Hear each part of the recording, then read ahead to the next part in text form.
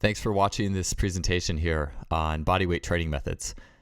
Funny enough, I didn't come up with the idea for this after all the quarantines and after so many athletes are put in situations where they don't have a lot of weights to train and where bodyweight training has become by far the rage. I came up with this idea back in October, November actually, and I think a lot of people, when they look at my work and presentations I've done before and things like that, oftentimes people think about sprinting or vertical jumping and those types of markers that fit with a lot of my track and field background. Today I wanted to talk about something that I've learned spending the last 8 years as a full-time college strength and conditioning coach. Before that time, I was doing track. I had done track for 6 years on the collegiate level, as well as strength and conditioning part-time. And this talk is also going to talk a little bit about my journey and my philosophical changes as I've gone through my time as a collegiate strength coach, and some things that I think are really important when it comes to developing athletes holistically. Okay, so what better to start for a talk on body weight training than a very polarizing slide, because we know the best conversations are always polarized. I'm kidding. But food for thought, which is better, in air quotes? Pistol squat versus a barbell squat, which is better? If you could just do one with your athletes, and let's say it's a jumping sport like volleyball or basketball, which would you pick? How about a calf bridge isometric, which is shown on the bottom right, versus a single leg hip thrust? If you could only pick one exercise, which one would you choose and why? By the way, that single leg calf bridge iso is on the ball of the foot. The heel's a little bit off the ground, and it's designed to link the foot and the hip in more of a pronation-oriented strategy. Maybe that impacts your decision. Also, what about sprinting versus a Nordic hamstring curl? I should actually put, instead of Nordic, because I'm trying to do a weights versus, it's not really versus, but a body weight movement versus a resistance movement. I could have put like flywheel hamstring or eccentric hamstring curl, but you get the idea. If you could only pick one, which would you do? And the answer is not necessarily either or, as we'll get to. These things tend to work very well synergistically, but I am doing this presentation because I think that the wealth that bodyweight training offers goes a lot further than I know I had initially realized. I realize it more and more each year, and that's why I'm giving this talk. I think that so often we think that we make exercises and movements better by putting weight on them because it's quantifiable. It's the fastest way to show that you're doing something. But at the end of the day, I think an eye for movement quality, and if we look at that calf bridge isometric, well, what is that accomplishing?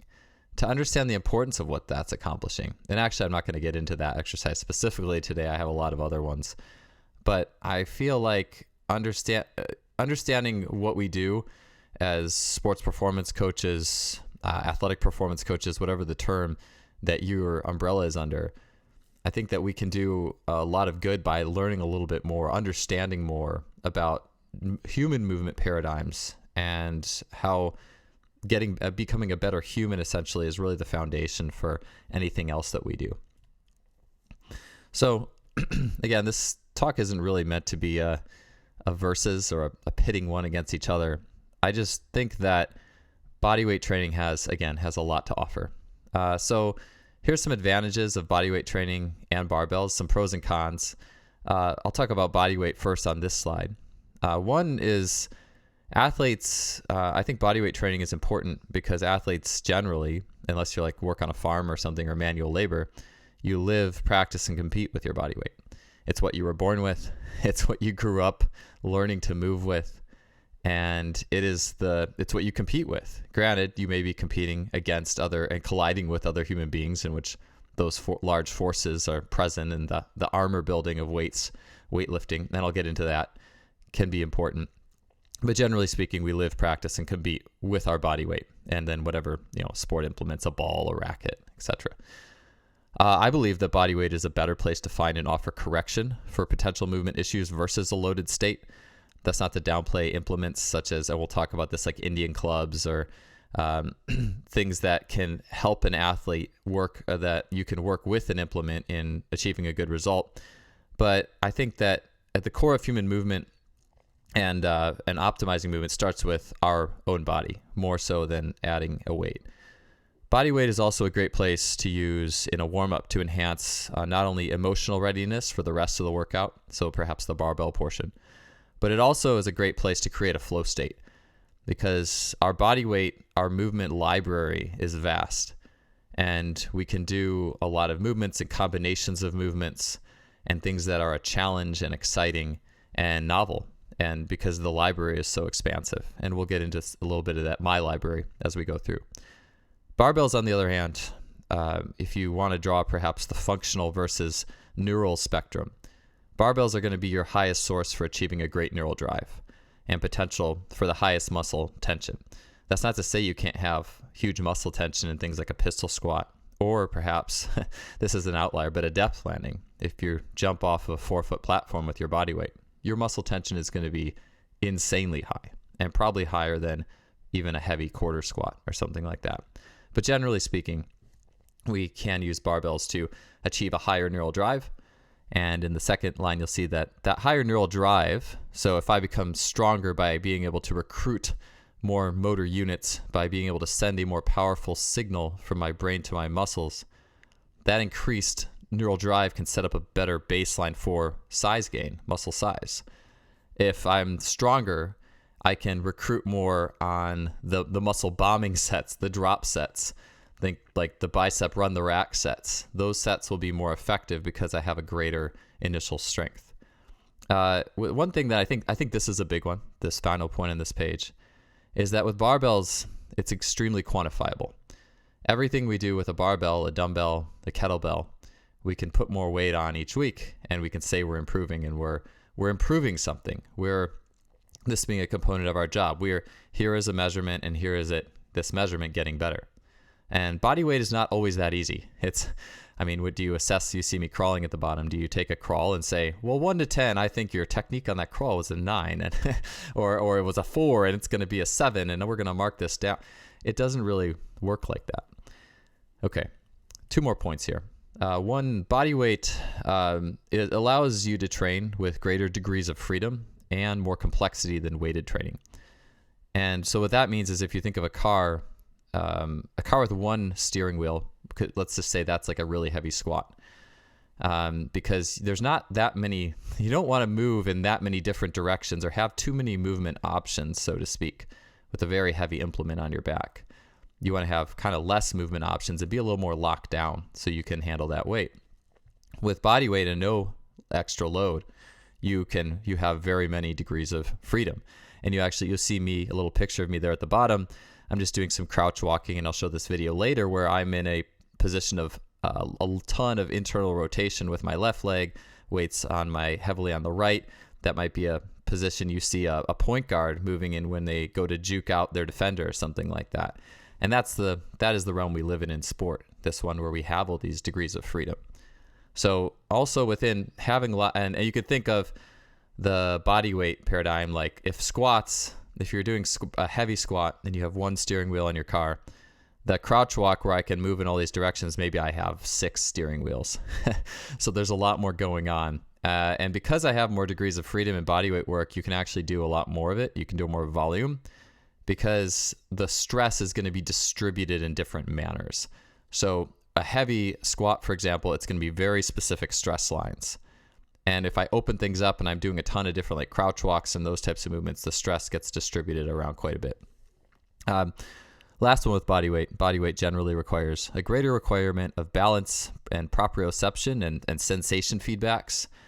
And that's not insignificant in athleticism. I think that a lot of times that we reduce like proprioception work. And in this presentation, I'm just talking you and the ground, the human body and the ground, or the human body and monkey bars or something like that.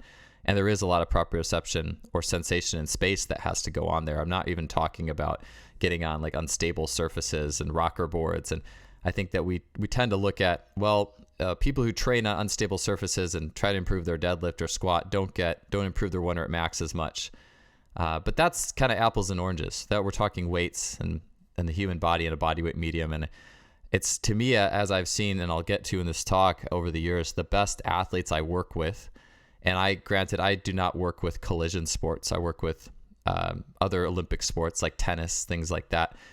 But the best athletes tend to have the best body control. And I don't think that's insignificant. So barbells, lastly, on this page, generally and culturally, I think this is important, is barbells are grounds for developing more confidence, especially I think in Western culture, as perhaps opposed to maybe like Europe or something like that.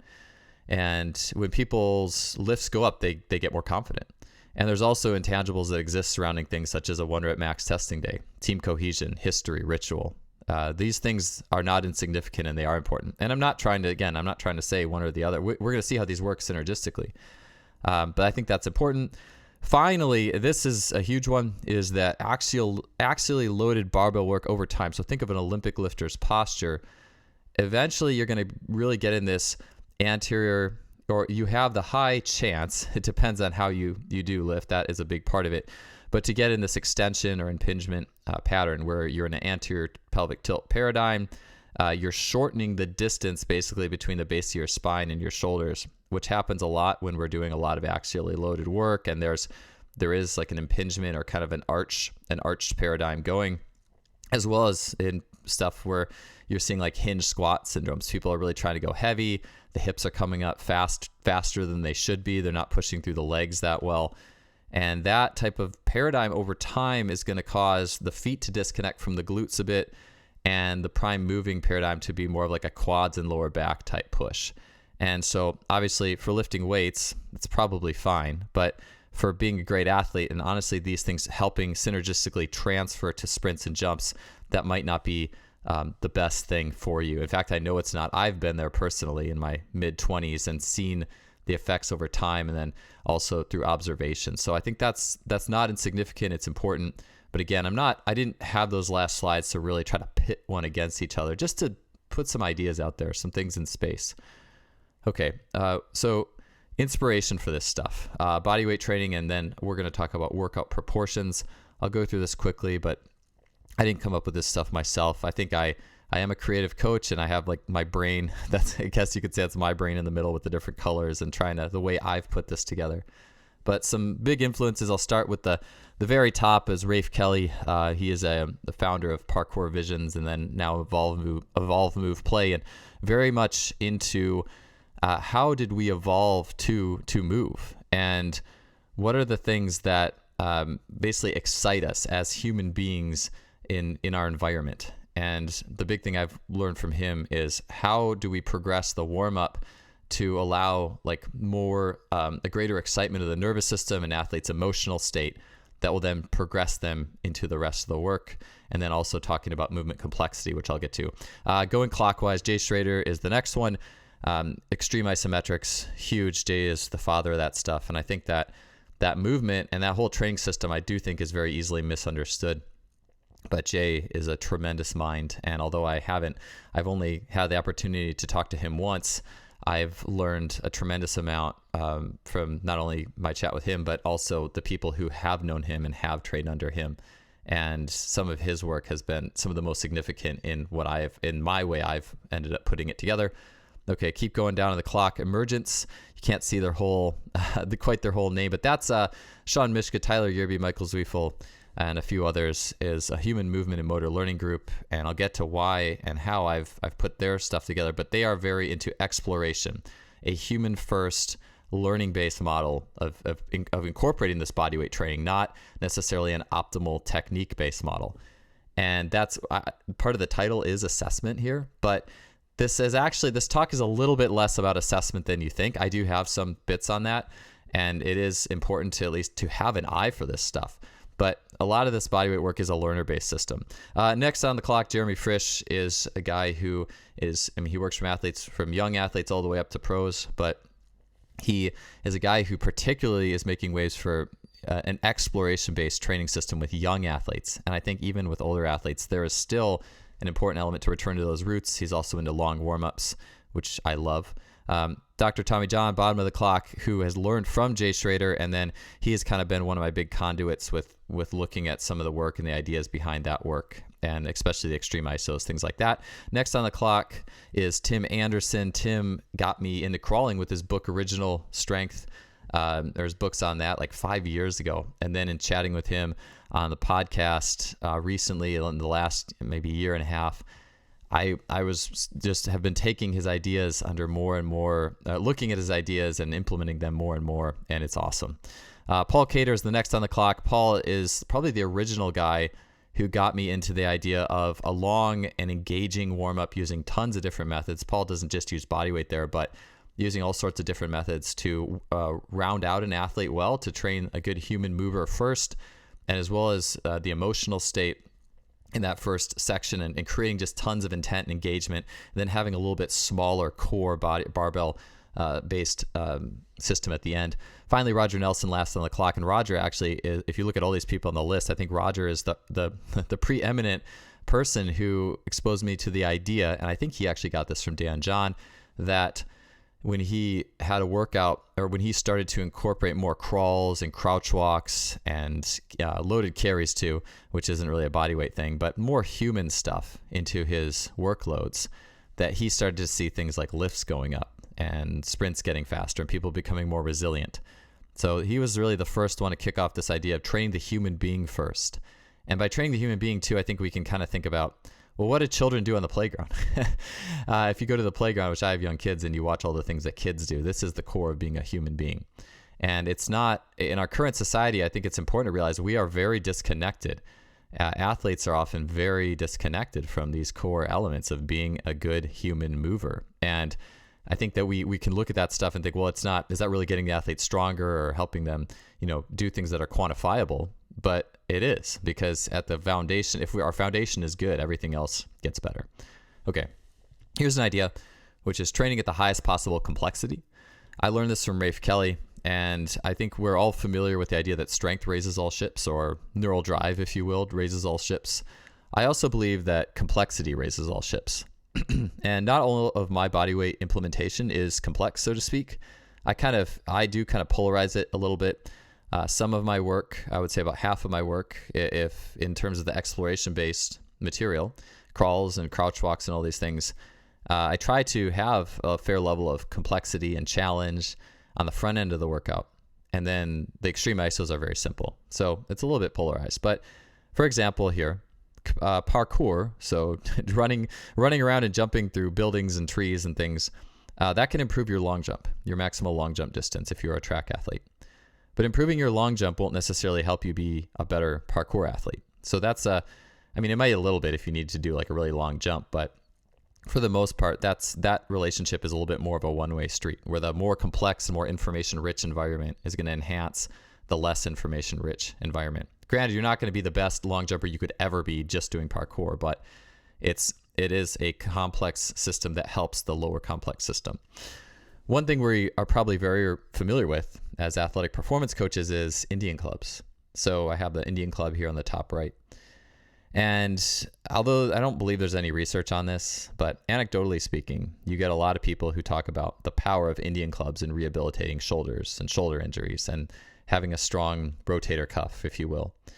And that being a more efficient way to rehab a shoulder than perhaps a myriad of more simple isolated band exercises, internal and external rotations and no monies and that type of stuff. Actually, I jumped off the ledge, so to speak, and got a water bag a few months ago, just because I like the idea of I like the idea that you can't pre-program. It just forces you to react to the movement more than anticipate it. And the person who invented this particular water bag that I bought got into it because the water bag, actually, he had gone through a lot of other physical therapy and had a shoulder injury that never got better. And when he started using water bag training, it healed and recovered extremely quickly. And we'll get a little bit more into the idea of that in the systems versus linear thought on the next few slides. But when we're doing an Indian club is a more complex movement than a shoulder band. And it's kind of, I think it would be, you could also say that Indian club is probably going to help your ability to do shoulder band work if you wanted to do that. But I don't think that getting better at shoulder bands is going to make you a better Indian club swinging athlete or individual. Another thing would be handstand work. So handstand work could improve your standing shoulder press. So if you're doing tons of handstands or some handstand push-ups, your standing shoulder press is probably going to go up. But on the flip side, just doing shoulder pressing Well, it's definitely not going to improve your handstand. It might help you with handstand push-ups a little bit, but again, the more complex action is going to feed down to the less complex action. I'm not saying that you have to pick one or the other, but if you could only pick one or the other, I think it's more efficient to take the more complex, if you will. And again, this isn't to polarize things so much. I'm just trying to draw some observation.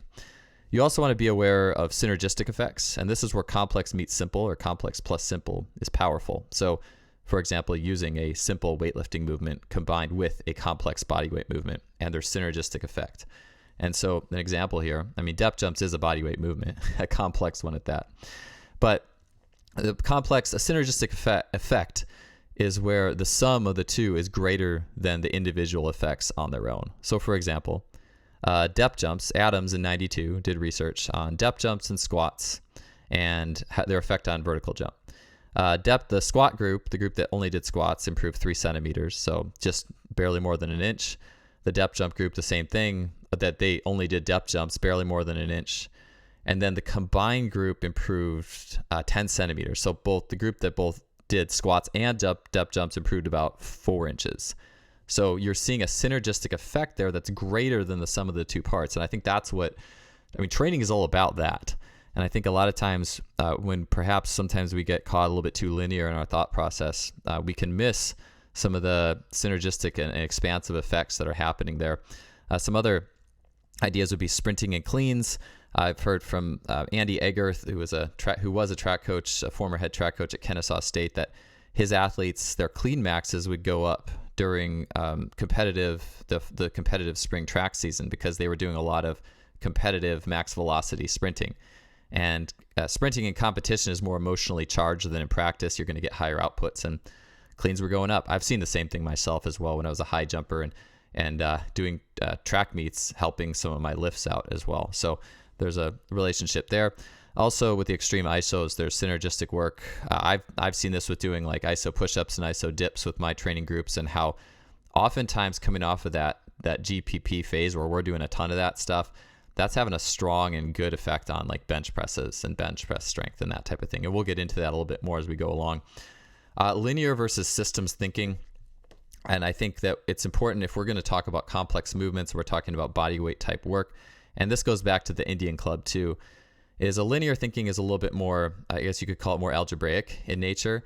So it's like A plus B equals C, or just a linear sequence of things. So for example, we can go back to the rotator cuff, but perhaps, okay, my teres minor is weak, so I need to do some external rotations with my arm at a particular angle with a band, and now I'm going to activate that muscle.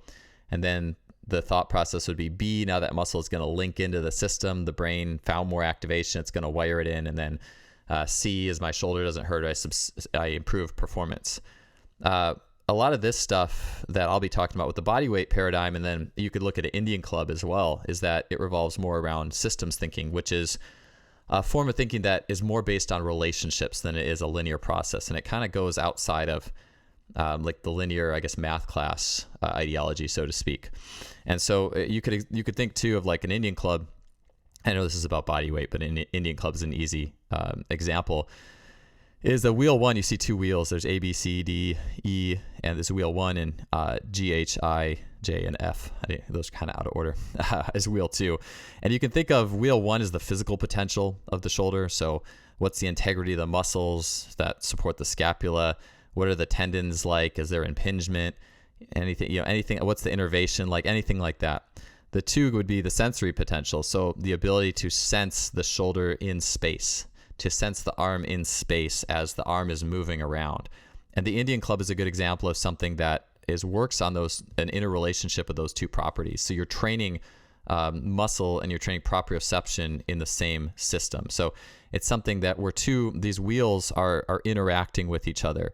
And, who's to say, I think it could be good to ask the question, well, did the Indian Club help your shoulder out because of proprioception? Did it strengthen a muscle? It's a complex system. And so I think it's important to pay credence to that when we're talking about the complex system that is the human body, which I believe, and I think there's probably some sort of proof for this, but the human body is the most complex system on this planet. I mean, we are a miracle and a system of systems. We are not just one system. We are a system of systems, and we are a system of related systems. And I think that systems thinking in the human body is very important, or taking that approach to it. Okay, so in light of looking at sports performance, I like, and I heard this from Andy Ryland and USA Football, and the idea of human first, athlete second, specialist third. Many of you are probably familiar with the Bondarchuk pyramid, where you have like general exercises at the bottom, or GE. You have special preparatory exercises after that, or SPEs. And then you have SDEs, which are special developmental and competition exercises. And that could follow the same trend a little bit. The competition exercise would be like, if I'm a basketball player, then shooting and dribbling and offensive schemes and all those skills I do in my sport are competition. And then you could break things on down the chain.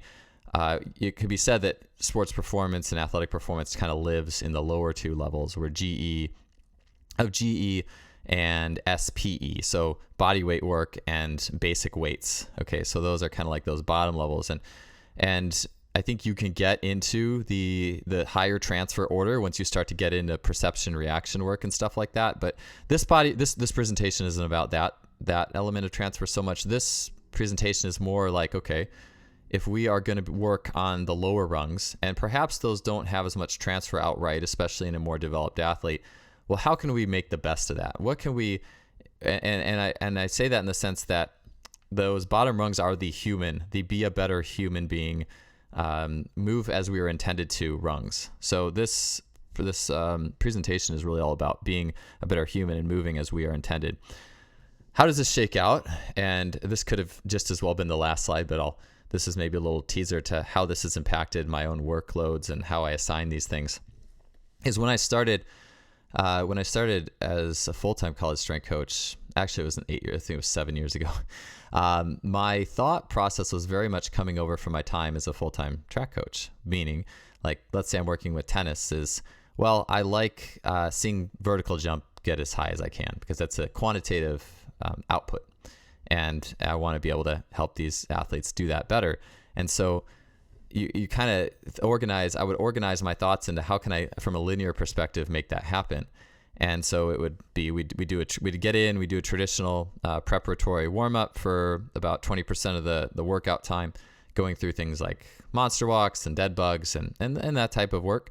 Then if we were going to do speed work or high speed work, that would traditionally follow after the traditional warm up. Then we do our strength work, and then whatever auxiliary training. As I've gone through, and this may be a little specific to the sports I work with. This is particularly true with my men's tennis team, is probably the pinnacle of this. I also work with aquatic teams.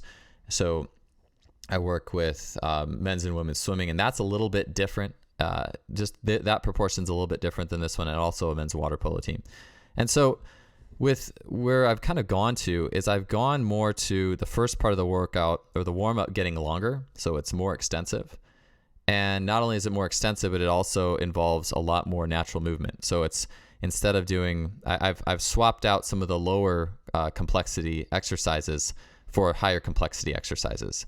And I think that when you're trying to meet the demands of a larger group, particularly, where I'm not trying to knock on doing band rotations, but I think that a lot of those simple exercises need to be very specific to the needs of an athlete. I think that you have to be very dialed in to know if you're going to give an athlete a very specific prescription, like a monster band walk. I don't think that applies to all. Just because an athlete's knees are going in when they jump doesn't mean they have weak medius, basically, and we need to do monster band walks. This human body is a lot more complex than that. And not that even knees in, so to speak. There's knees in for the win and knees in to lose. There is a difference. There's good knees in and bad knees in. But that's just an example. I feel like I can cover all bases better with a large group by just exposing them to higher complexity movements early on. Not only I think is that good for them as a system of systems, but it's also way better for engagement. And we'll oftentimes, and I've even gotten to the point where I'm putting on like deep house music and techno music, and we're doing a lot of these movements and trying to achieve these flow states and being creative. And so that has become a greater proportion of what I do. Then I'll do a smaller strength work or strength program. Again, this is for tennis, so their absolute strength needs is not as high as other groups that are more contact and collision oriented. And and then I'll get into auxiliary work or whole group isometric work. My other group, swim, water polo, has slightly different proportions than this, but this general paradigm has really taken hold in all my groups in some way, shape, or form. Anecdotes and results from this type of work. So looking at, I'll just give you two quickly. I was just talking about tennis, so I'll just say since I've made that swap over the years gradually with tennis, the big first shift was when I took out a fair amount of their barbell training and I just threw in extreme isometrics to replace that, where it was a very large portion of the program. And I've also slowly just been making the warm-ups more dynamic and alive over the years. But as soon as I swapped out a lot of barbell work and put in a lot of extreme isometric work, injury rates dropped to the point where it was noticeable and the coaches were making comments on it. And so that was substantial. Ever since we've been doing that, I've felt like, and granted, injuries are multifactorial. It's not just what you're doing in the weight room. There's a lot of things going on, but I feel strongly that that was a big indicator or big component of being more resilient. Also, I work with pro swimmers, several pro swimmers, and I had an elite swimmer who was a 2016 Olympian. Bottom line is he was stronger than ever with barbells at age 27, and yet he swam his worst time since age 15 in the 200 fly. And granted, there's not just one reason. It's not just that he decided he wanted to get as big and strong as possible in the weight room, but he had hit a wall. And he wasn't training on my program for a few years. He was getting some workouts from another coach and really just redlining all his lifts, grinding it out. And when he came back to me at this point to work back with me again, and we just we didn't do any weights, no barbells for weeks. And instead, we were just doing a lot of work with body weight only. We were doing, and not just even coached work, but just letting him explore and be an athlete. I'd just say, all right, you have 20 minutes and here's some dip stands. Here's the nice turf to do some crawls on. Here's a bar to hang some monkey bars. 20 minutes, I just want you to use these three apparatus and rotate smoothly through them. Be smooth, be creative, and breathe through your nose. And we'd also do a lot of work just doing crawling with, we used a power lung and just did a lot of crawling because he actually at that time too was limiting his pool work for a little bit, and as he was transitioning off of that tough time with that race. And so bottom line is he got back fast. It seemed like I was hearing from him every week. He's like, I feel like I'm getting higher in the water. That would be a good thing. I'm getting faster. And we did slowly phase weights back in, but only after that smooth, athletic core of him being a good moving human being was well reestablished. And then we wanted all the lifts to really incorporate those same principles of being smooth, and we didn't want him grinding through the lifts, and we wanted the priority of him being a good human mover first through the crouches and crawls and monkey bars and rolls and everything like that. So that was a really important part of that recovery. And later that summer, he actually went on to swim near personal best times, and I believe he even set a lifetime split in the 100 fly and the medley relay that year. So that was a big, powerful transition for him, and bodyweight training was a big core of that transition. So let's get to some nuts and bolts. Bodyweight methods in the warm-up. So first thing we're chatting about is crawls, crouches, and rolls. So these are like my core three go-tos. If you have a turf, you have a space, you have a grass field, you can do this stuff. And as you can see, I have the little pyramid, the little triangle, if you will, and this is very human movements. And so within crawls, we'll do things like bear crawls, leopard crawls, stealth crawls, where you're really as low to the ground as you can possibly get. You imagine like you're going under a barbed wire fence that's 12 inches high. Spider-Man crawls, commando crawls, which are awesome. I don't have a video of that, but I'll try to explain it. That's basically elbows and feet crawls, and then the exploration version. Crouches, all sorts of crouches, duck walks, reverse duck walks, lateral duck walks, exploration-based crouch walks. And rolls, now you're getting almost into like the breakdance world. You have obviously the rolling progression. I don't have this listed, but basic ability to roll on the ground. I guess there's like that, the primal or like the baby style rolling, but I'm going to talk more about just doing forward and backward rolls and movements like that. And then you can get fancy and do hollow rolls and air rolls. But let's play a video, since I don't just want to talk to a wall of text, so you can actually see what's going on here. So there's a basic crawl. That's just a basic bear crawl. Crouch walk here. Super simple. With the crouch walk too, by the way, let's see here. I'll just explain a few things as we go through. I want to see, when I see someone crawl, I want almost get the take as if it's an animal, like a cat stalking its prey. And so hopefully, again, I do all my own stunts. I wasn't able to use a weight room or anything like that when I did all these videos. So I'm just out in the field. But hopefully you can kind of see that element. It's like a cat stalking its prey, or I just watch my kids crawl and I want to crawl like they do. Crouch walk, that I tell my athletes that I want them to improve their squat. I want them to get stronger there. That's important. But if they cannot crouch walk well, if you have an athlete who can squat big but cannot do this well, I think there's a problem. Because if that is the case, you're going to be building some strength in that squat that is probably relatively unusable when it comes to fast change of direction, moving well in the field, being able to drop the shin, which is an important component in acceleration. And we'll go into a little bit more. I keep skipping screens here. A little bit more on that as we go along. So I'll just let that play again. Hopefully you're seeing the cat-like vibe there. That's my main thing, is be smooth, be a cat. Shins are dropping there. Low squat. That's good for the knees too, by the way, good knee. Spider-Man push-up, there's a lot of ways to do this one. This one also works rotational strength.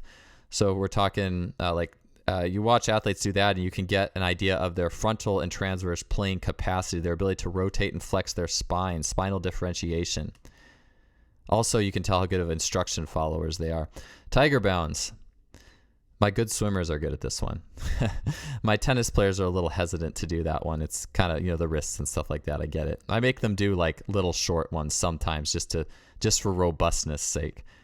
So yeah, my good swimmers are always good at these. And I think it's the ability to sense the body in space and have an understanding of where you are when your hands and your feet are not on the ground.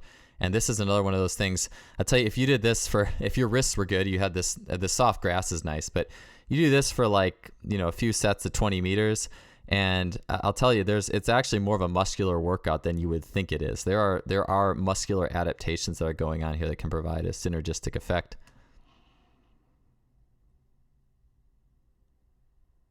Cartwheels. Sometimes I'll have my athletes, I'll say, okay, you have a choice as our first part of the warm-up. You can either run a lap upstairs, which is like maybe 200 meters or something like that, or you can do 10 cartwheels. And so it's interesting to see who picks what. So and it depends on the group, of course, but it's always interesting to see who would rather warm up in that medium. Reverse bear crawls, this stuff's really good for the shoulder blade. We're looking at the serratus anterior muscle working. So being able to do some sort of reverse bear crawl, always important for the sake of balance. A lot of good shoulder health type paradigms going on there. Okay, rolls. These are always good. And then backwards rolls. This is a good challenge, is trying to do a push-up out of this. I was not warmed up and out of my A game today, so you get to see me struggle there. Handstand holds. We do those against the wall. We'll have that in a different frame, different slide. So just to show that again, the rolls, a lot of your athletes are gonna be scared on these. I have athletes who definitely, I say you can either do this roll or you can do a log roll. And so I give them an option. I don't make people directly go for it because some athletes are not, don't want to do this. But with all these movements, I do notice that, especially with my tennis team is a good example, is my guys who are on like my courts 1, 2, and 3, who are the top players, they aren't necessarily, and in tennis and in high skill sports too, like where skill and repeatability and like you could think like golf, but what I've noticed in tennis, or even my swimmers who have a great feel for the water, it's almost like they have something written in their system that they don't want to grind out weights. Like they like lifting weights, but they don't want to grind the heaviest weights. It's almost like they always want to have some degrees of freedom. They always want to have sensation and feedback loops. And those athletes also tend to be the best at all this stuff. No, I'm not saying that if you become amazing at this stuff, that will automatically transfer and make you a great swimmer. It's more complex than that. But from a foundational perspective, my great athletes, just from a pure athletic perspective, not necessarily in force production, but just in being a good athlete, are very good at these things. Exploration-oriented work. So that's just taking things and just letting athletes explore. I learned this from Emergence and Tyler Yerby and Michael Zweifel. Is just, you watch Ido Portal or like anything like that, it's just letting athletes explore, not saying there is a perfect technique. There's just letting people move around in their environment. And it's important because this stuff is empowering to the athlete. It's not, here am I, the coach, telling you exactly what to do. That's right, that's wrong, the judgment paradigm. But it's, be creative, be an athlete, move, explore your space. And I've noticed through the years that some athletes have, you try to get them to do something like this, or even like a drill. Sometimes I'll do mirror drills and I'll get to, and we're trying to have the athletes like juke each other out. Like an athlete's just following another athlete, and we'll do this in the warm up, and I'll just say, just make moves, try to juke the guy behind you. And some athletes are so predictable. You can just tell they've never really been creative when they're in their movement. It's just left, right, left. There's no hesitations. There's nothing that is allowing them to be creative and move. And it does show up in their playing. The coaches will say those athletes are a little more mechanical. They're more robotic. They're trying to plan everything out. But a lot of times in elite athletics, you have to respond and flow, and you have to be creative. And so these things are, again, with tribute to Emergence, and they do have an online course on this, is the ability to let athletes explore their space and be creative and put together some of these things in a way that is meaningful for them. As Michael and Tyler from Emergence had mentioned, like these crawl explorations are actually something they superset in to build work capacity. Like you could superset this in with a main lift, and it actually is fairly tiring. And it's good for work capacity. And again, there's a lot of degrees of freedom. So you can do a lot of this stuff. Like I could do, like if I did, I've done German volume training for squats, and it took me, I could make the joke I'm still recovering from it. But I could do this stuff for an hour and probably not be sore too many days after. I'd be ready to go because you're distributing the load so much. Okay. Other things in the warm-up that I like to use, monkey bars. You may or may not have these in your facility, but I found it's a strong indicator of upper body coordination and proprioception. Again, I've also found my better athletes tend to be better at this stuff. And the monkey bars also fit with the gait cycle, and that the hand will work with the opposing arm. You watch athletes do it well, and it's almost like they're walking as they are doing monkey bars. Just hanging from a bar in general, again, another fundamental thing that makes us human. It's something we don't do enough anymore. You get this automatically if you're prescribing hanging leg raises and all that type of thing. Ido Portal recommends 5 minutes a day. I try to get at least 1 to 2 minutes out of each session, whether it's just straight up hanging from a bar, whether it's doing the leg raises, or we're just hanging for time. I definitely try to make that a case in point, especially with, and all my sports are upper body oriented, but so I really try to make that a case and something that we really do. Hurdles and dynamic hurdle mobility. I do not have hurdles in the weight room. There are at least ones that I can, not like track hurdles like these. We could use this, but I'll take athletes outside and we'll go out to the track and we'll do this type of work if we can. This oftentimes we'll go out to the track if it's like earlier, more GPP oriented, and we'll try to do this work. So I also really like doing this. It's called the safari warm up, where you'll do the hurdle work, and then let's say there's a 10-meter span after those hurdles. And so I'll do the hurdle work, and then I'll do a bear crawl for 10 meters. And then I'll come back and I'll do the hurdle work, and I'll do a reverse bear crawl for 10 meters or a lunge for 10 meters. And so that allows you to do a very dense, very human oriented warm up and get the heart rate up and do a lot of really good things in a really short period of time. So by integrating some of these things together, you can, if you have a group of 10 athletes and you have 2 rows of 4 hurdles and you're given a cue and you're having them go, you can get a lot of really good human movement work done. And you can be creative with this stuff. A lot of times, and I'll mention this, is I generally have a plan for what I want to do, but I do a lot of stuff on the fly with this stuff. I see how athletes are reacting to it. I see, and then I will prescribe the next thing based on how they're reacting. So that's the free flow part of the warm up for me. I don't oftentimes have this. It depends on the group, but I oftentimes do not just write this stuff down. We'll start with something and we'll work through things, and then we'll get to the more prescribed part of the work itself. Okay, one thing I do find interesting in hangs from a bar is hanging from a bar is probably the most mental thing you can do as an athlete, because there's no escape. You're working a very specific group of muscles and you can't really compensate and you can't get out of it. And it's also endurance. And when it comes to endurance, slow twitch muscles can hang on a really long time. And so you'll tend to see athletes who, if you just say, okay, let's get on the monkey bars and let's see how long you can hang for, you're generally going to see that the athletes with good willpower and pain tolerance can hang up there longer, regardless of, I guess, strength, if you will, other than that. And a lot of times the athletes with less willpower just tend to just die. They really quit early, and a lot of times they're quitting way before they actually could. And so that's just an interesting phenomenon as well. And then I have a little research there with grip strength, and there's a lot of mind body stuff with grip as well, and willpower and pain tolerance. Handstands. So again, working with a lot of upper body athletes, there's synergistic effects. So synergistic effects on shoulder strength and health. So here I am doing these are some common things I'll have my swimmers, particularly, this is a big swimmer one that I have do, is in the warm-ups we'll do shoulder taps, we'll do hanging L's that you're seeing right now. And I really make it a priority to be able to get good at this stuff before athletes will ask me. I have different groups where it's different like levels of weights. Like some athletes are lifting a little bit lighter weights, a little higher reps. Some athletes are a little bit more low rep, a little heavier. And some of these athletes in the higher rep group, the less intensity weightlifting group, they want to get to the group that's doing more weights. And I tell them like, all right, well, when you do 10 shoulder taps, get back to me. And then maybe because I want you to be a good human being first. I want you to be able to do this stuff well before you think that just adding more weight to a bar is going to be your solution to swimming faster, because I've seen it happen so many times where people do add more weight to the bar and they don't get faster. The L's are real good too. I find that my best swimmers in particular can do this stuff pretty well. I think a lot of it has to do with pelvic control. So for me, I tend to actually, this is one of the better times I've done this.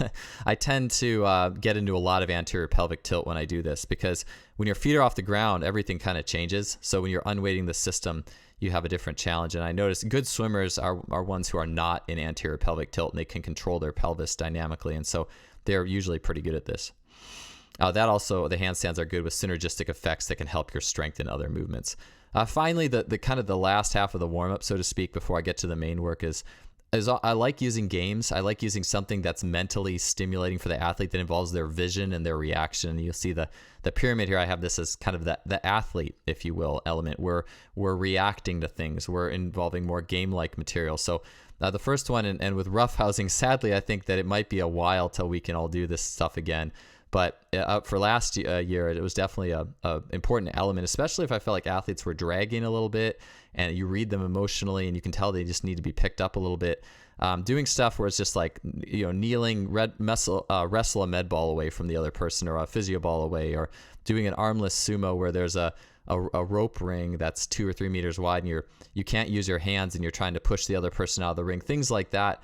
I found that the engagement, and there's laughter, and there's stuff that, and when you hear those things and you see smiling and laughing, athletes are getting engaged, they're having fun, there's good chemicals getting released in their brain, and that's actually going to improve the next part of the workout. I think it's easy to think, well, and discipline is important, don't get me wrong, but I've found just through the years, and then the Rafe Kelly is who got me into this as well, is it is important to have athletes. It's important to have athletes smile. It's important to look at engagement through that mirror.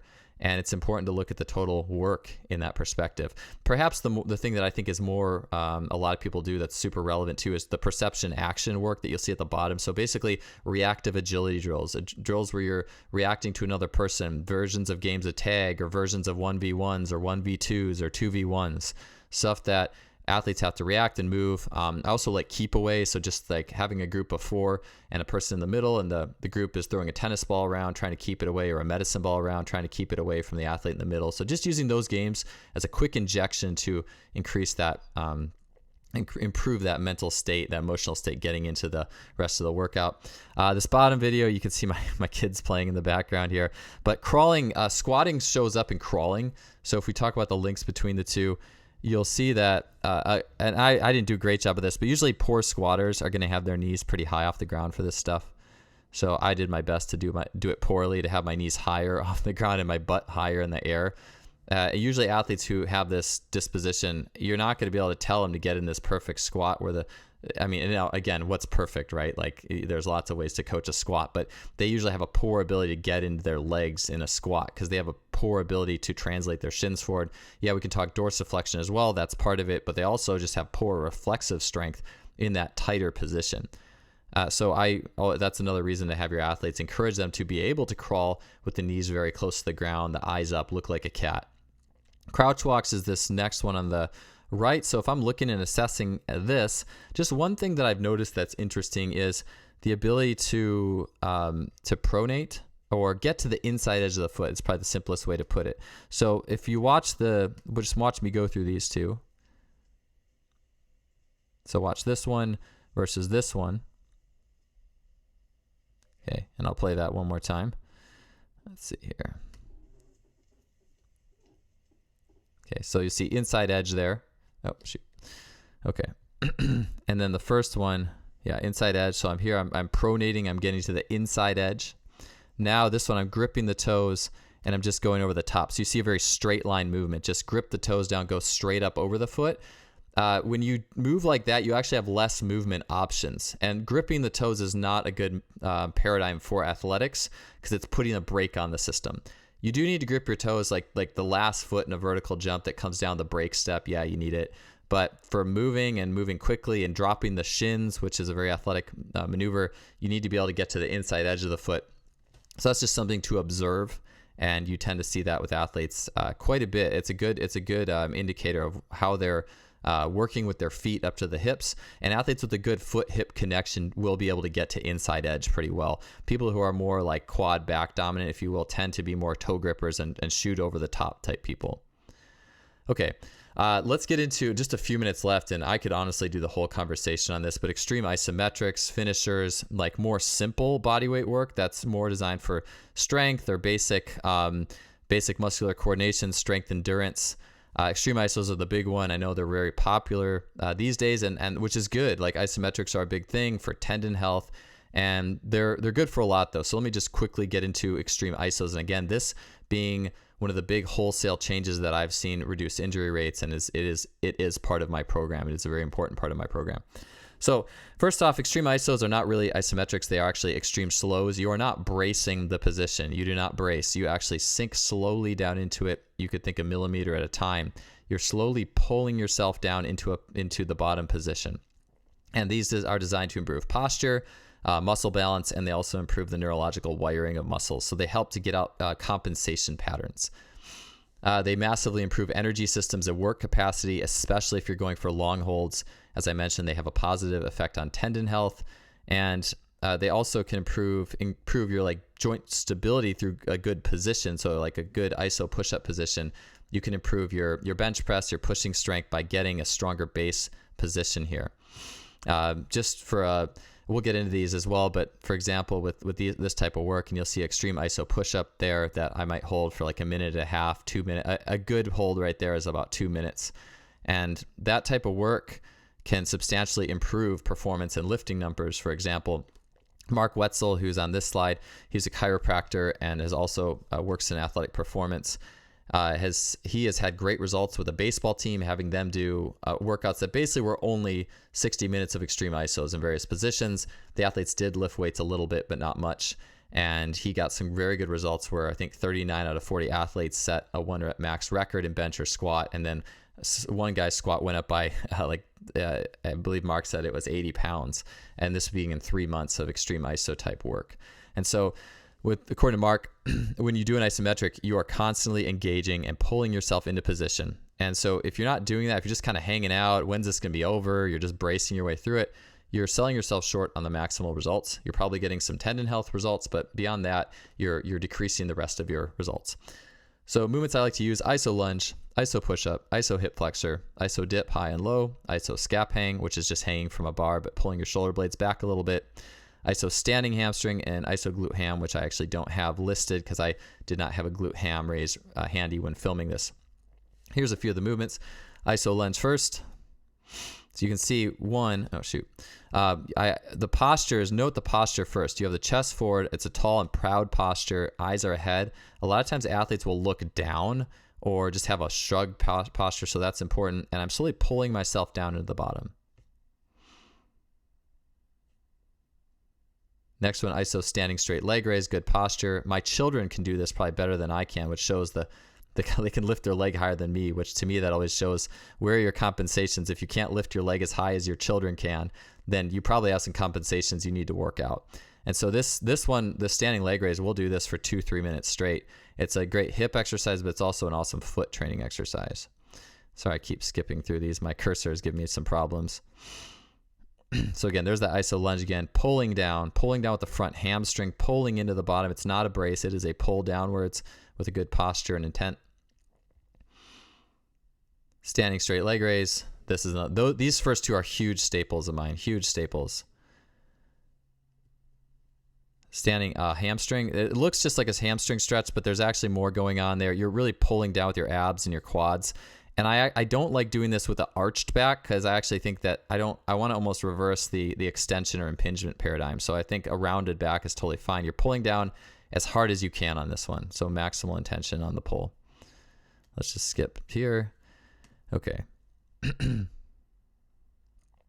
So there's that hamstring. I like supersetting that one, this one with like cleans and things like that. Like do a set of cleans, do a set of 30-second ISO hammy. This is an ISO dip hold, high position. So just a good postural exercise.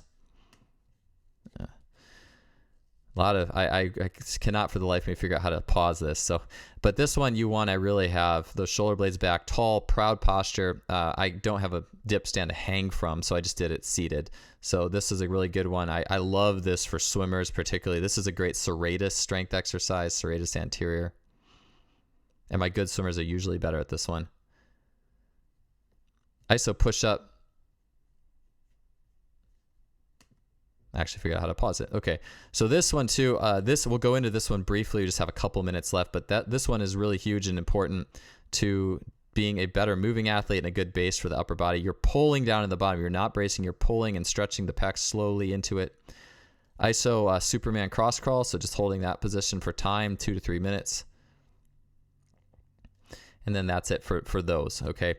So when I'm dosing these out, you can have a few different paradigms. Dipping your toe is just saying, hey, here's these exercises, accumulate 1 to 2 minutes of each of them, pulling into position at the end of a workout. You can think of it even as stretching, if you will, instead of a static stretch or anything like that. Trying to use these as the stretching. Again, it's a more complex movement, right? So a complex being better than the simple, accumulating 1 to 2 minutes of these at the end and taking breaks as needed. So say accumulate 2 minutes of push up, maybe you go in sets of 40 seconds or something like that. Moderate dose would be pick a few of them, 3 or 4, and go 10 seconds on, 10 seconds off, then 20 seconds on, 10 seconds off, up to 40 or 50 seconds. And you're constantly pulling and engaging into position. And you can also use all these exercises in circuits. So sometimes for general physical prep, I make circuits out of these. So, or at least half of my circuit might be ISOs, where every other station is an ISO. And this stuff's awesome for general prep because it doesn't yield quite as much soreness. You can do a lot more work safely doing these movements. And it's an awesome way to improve your athlete's basic function and being a better human being, rather than, if you're just doing circuits and you're doing like a ton of burpees with bad technique.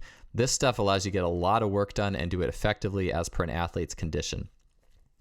Okay, full go is working up to 5-minute holds. So doing a 5-minute ISO lunge, 5-minute ISO push-up. I have done a 5-minute ISO lunge. It is a beast. I have not had that many athletes who can do it, but I have had a few. And the ones who can, I have insane work capacity. So that would be the full go. But tread lightly there. There's some nuances there that I think it's important to have been inside on some level a system that has done that type of work to understand it. Okay, quick assessment for ISO lunge. Just 2 things I tend to see. The top picture is someone who's in an extension posture, their knees a little bit far forward. That's okay, but it's more the arched back that's the problem, because they're trying to get depth by arching their back, so we don't want that. The bottom picture, you'll see in athletes who tend to not be good squatters and don't use their legs much. They don't use their quads, as the knee is actually behind the heel.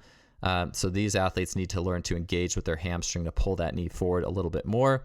Another thing is awareness. So is the athlete looking up, looking down? Are they not? I find the athletes who are focused will be able to look forward and focus. Athletes who are not and who tend to not know what's going on and need more instructions tend to look up and down and they dissociate themselves. So there's a lot of mind-body things going on here. ISO push-up. Big thing here is you need to be able to retract your scaps. A lot of athletes, especially swimmers, have a hard time with this. They end up like a T-bone, like the top right, which is obviously incorrect. Or they pin their elbows against their body, which is also incorrect. So I want those elbows somewhere in the middle of that. I want the forearms perpendicular. And to get athletes there, a lot of times they'll have to do it against the wall or on the Sornex racks with the jammer handles at a 45-degree angle, because it's too hard for them on the ground. And that's okay. We'll go. A lot of my athletes will do that 45-degree angle. Last thing, crawl medley. I'll just show this video is another way to get a lot of work in. This is a good finisher, is doing like crawls with push-ups, things like that, or monkey bars with pull-ups, where you're doing like 3, I just call this N+1. You do 3 to 5 crawls and you do 1 push-up ascending as you go through the crawls. So that's a good work capacity. You can do a ton of work there. Push-up, pull-up relays at the end. I enjoy doing that. It's good hypertrophy stimulus. It's a good note to end on, and I enjoy doing that. Summary, just on time here. So basically, body weight oriented training is generally underemphasized. I feel like it has a big importance, especially the further you move away from collision sports. I think that it becomes even more important. Skill oriented training allows you to train at a higher complexity, and it can provide a synergistic effect on barbell strength. In sports with lower absolute strength, as I said, I think it's really important to learn to use more of this basic human work early in a workout. And finally, I know I didn't get to touch on it a ton. It could have been a whole presentation, but extreme isos are a valuable tool for improving the neuromuscular function of an athlete and their work capacity, and everything also that makes us human is just on the simple end. So, and it also is a powerful synergistic effect in training. Thanks for listening today. I appreciate you guys tuning into this presentation.